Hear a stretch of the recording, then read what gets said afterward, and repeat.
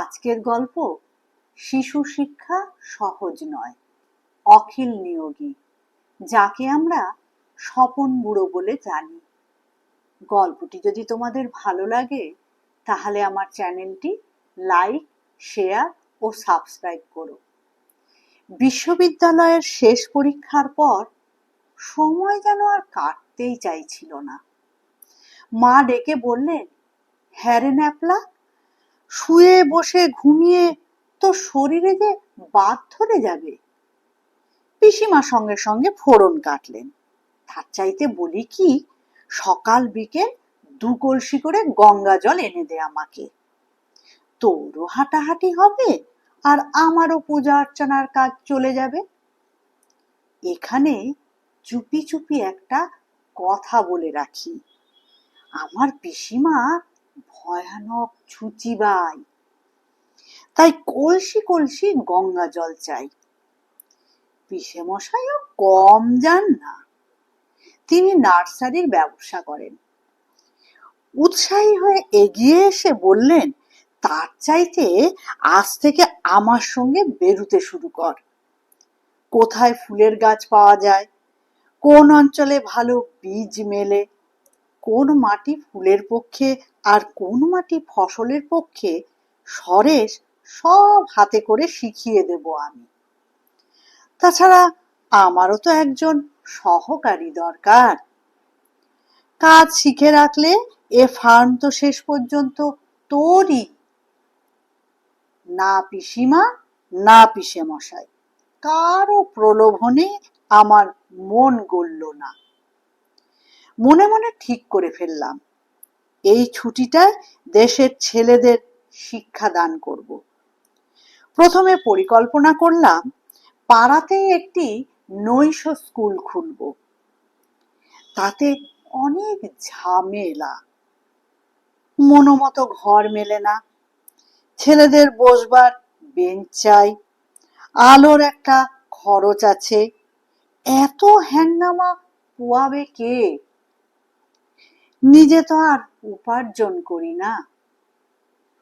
বাড়িতে টাকা চাইলে সবাই বলবে ঘরের খেয়ে বোনের মোষ তাড়ানো। তবু লজ্জা শরমের মাথা খেয়ে পিসে মশাইকে একদিন বলেই ফেললাম। তিনি তামাক টানতে টানতে উত্তর দিলেন, শেষ পর্যন্ত এই বুদ্ধি গজালো তোর মগজে?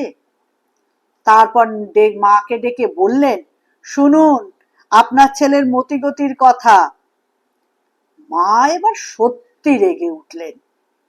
হেসে খেলে বেড়ালেই তো আর দিন যাবে না, তার চাইতে সকাল বিকেল ছেলে পড়া না কেন? 2 পয়সা ঘরে এলেও তো সংসারের সাশ্রয় হতো। শেষ পর্যন্ত তাই ঠিক করে ফেললাম। খবরের কাগজে বিজ্ঞাপন দেখে এখানে ওখানে দেখা করতে শুরু করলাম। এত বড় দেশ আমাদের, একটি ছেলেকেও কি পড়াবার ভার পাবো না?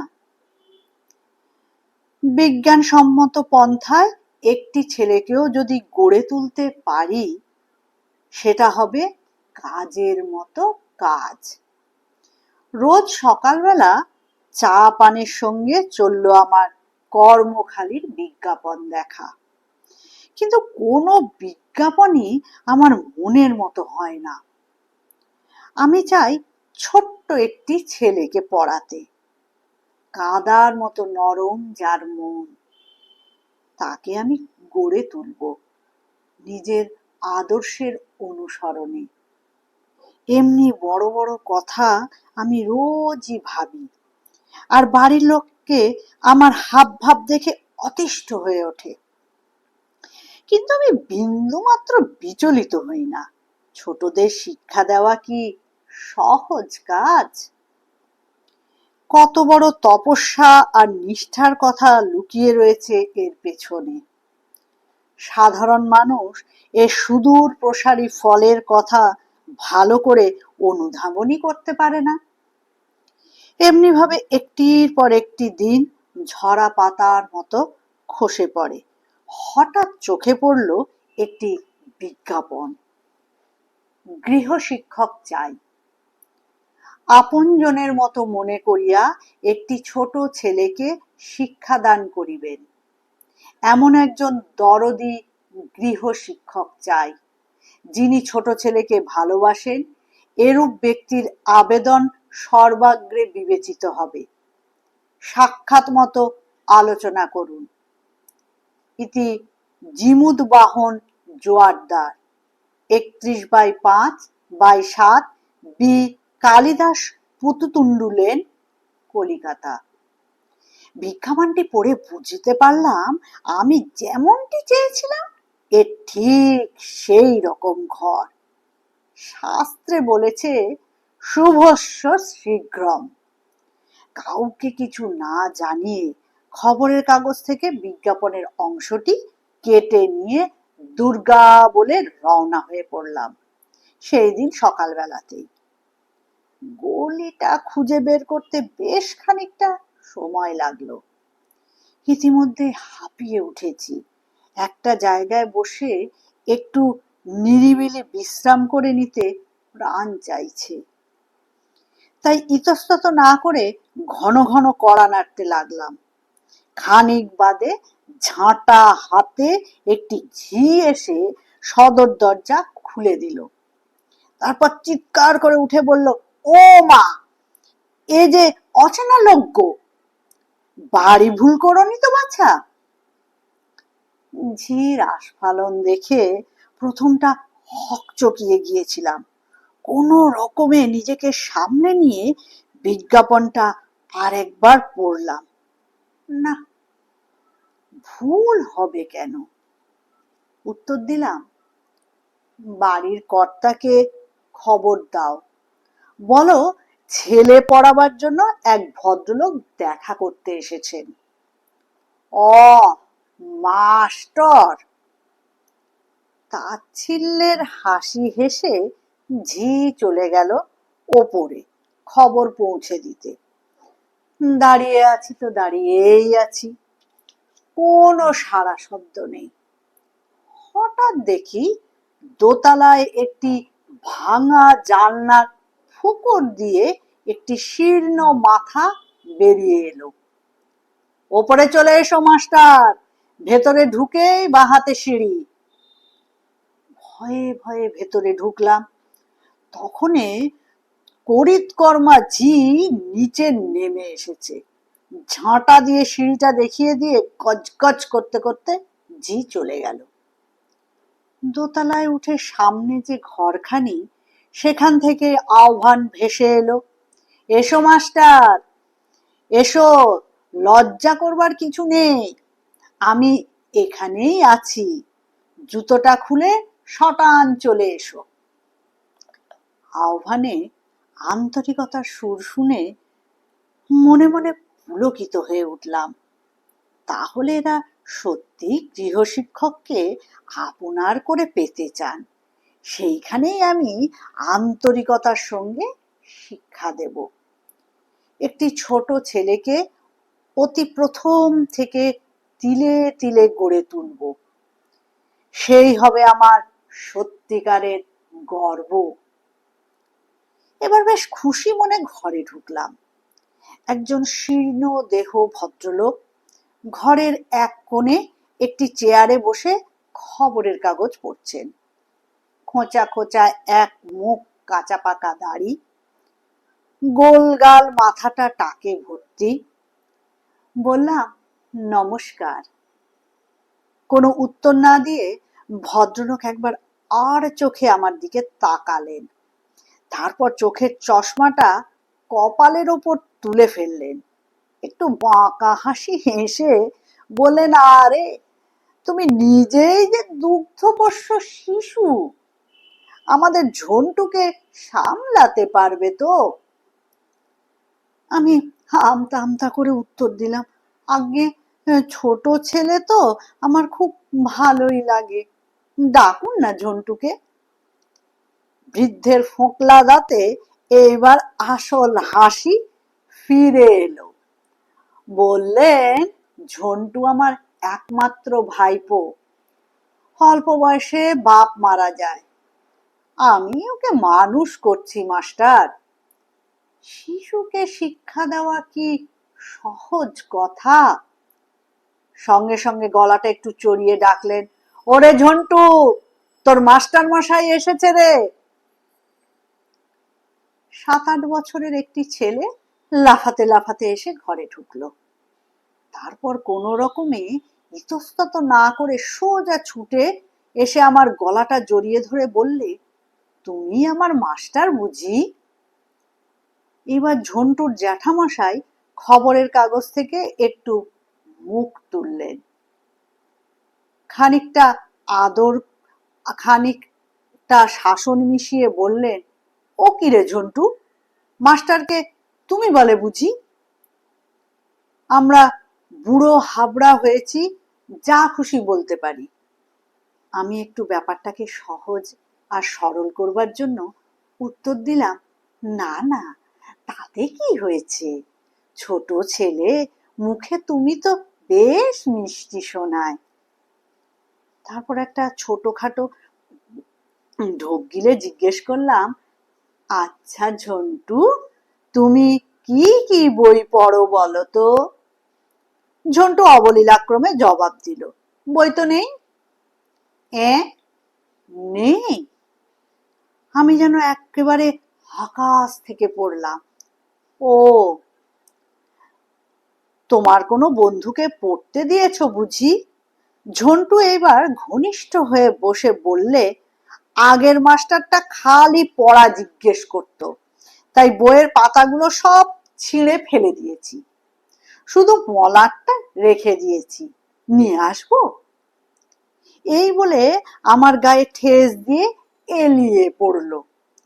আমি আতঙ্কিত হয়ে উত্তর দিই, না না, তোমার মলাট আনতে হবে না, তার চাইতে আমি বরং তোমার সঙ্গে গল্প করি।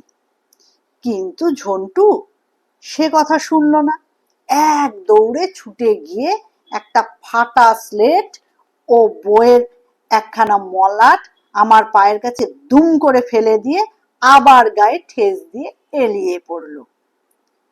জ্যাঠামশাই খবরের কাগজ থেকে আর একবার মুখ তুললেন, তারপর চোখ দুটিকে ঘুরিয়ে দিয়ে বললেন, বুঝতেই তো পারছো মাস্টার, শিশুদের শিক্ষা দেওয়া কত শক্ত কাজ, সহনশীল না হলে হবেই না।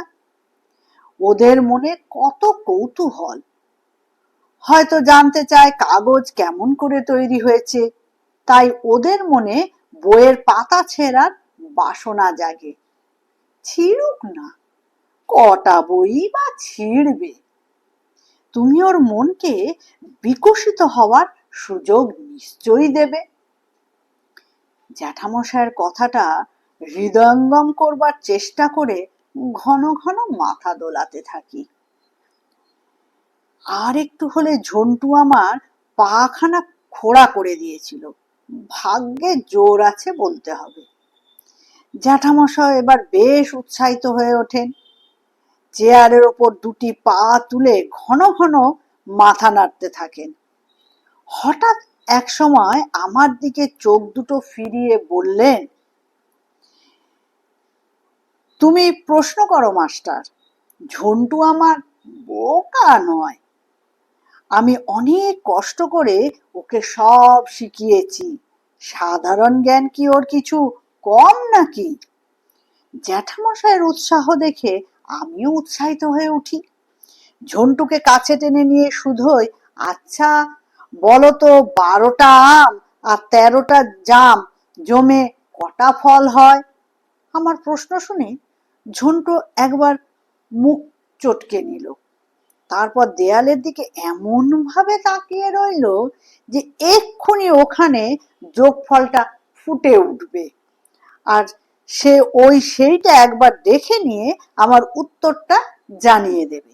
1 মিনিট 2 মিনিট চলে যায়, শ্রীমান ঝন্টুর মুখে আর কোনো বাক্যি নেই।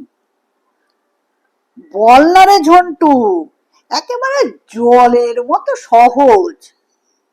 ঝন্টু মাথা চুলকে কামড়ে অসহিষ্ণু হয়ে উত্তর দিলে, আমের রস তো জলের মতো, তা কি আমি জানি নে? তবে হাতের কাছে আমগুলি না পেলে কি করে বলবো। জ্যাঠামশাই ঝন্টুর জবাব শুনে কিছুমাত্র দমলেন না, সঙ্গে সঙ্গে আমার দিকে তাকিয়ে বললেন, সত্যি কথাই তো, ছোটদের সব জিনিসের সঙ্গে প্রত্যক্ষ পরিচয় থাকা দরকার, তাহলে চটপট শিখে নিতে পারে। তাহলে এক কাজ করো মাস্টার, এবার থেকে যখন পড়াতে আসবে ঝন্টুর জন্য 25টে আম কি 4 ঝুড়ি জাম, নিদেন পক্ষে গোটা 8টে কমলা লেবু হাতে করে নিয়ে এসো। দেখবে কেমন অঙ্কটা শিখে নিতে পারে। প্রত্যক্ষ অভিজ্ঞতা চাই, বুঝেছ মাস্টার? তবে তো শিক্ষা। তারপর আপন মনে মাথা নেড়ে বললেন, শিশুদের শিক্ষাদান বড় সোজা কাজ নয়, অনেক অভিজ্ঞতার দরকার। ইতিমধ্যে ঝন্টু আমার বুক পকেট থেকে দামি ফাউন্টেন পেনটা টেনে নিয়েছে। আমি হা হা করে কেড়ে নিতে যেতেই জ্যাঠামশাই উল্টে আমাকে থামিয়ে দিলেন, বললেন, দেখুক না ওটা খুলে, ছোটদের মধ্যে কৌতূহল থাকা ভালো। বুঝলে হে মাস্টার, এটা বিজ্ঞানের যুগ, খুঁটি নাটি সবকিছু শিশুদের জানতে দিতে হবে, তবে তো ওদের জ্ঞান ভান্ডার পূর্ণ হবে। আর চোখে তাকিয়ে দেখি ইতিমধ্যে মেঝে ঠুকে শ্রীমান ঝন্টু পার্কার কলমের নিবটা বেঁকিয়ে ফেলেছে। তবু কোনো আপত্তি আমার মুখ দিয়ে বেরুলো না, কেননা ছোটদের মনে আছে কৌতূহল, আর যুগটা হচ্ছে বিজ্ঞানের। ঝন্টু আবার ফিরে এসেছে আমার কাছে।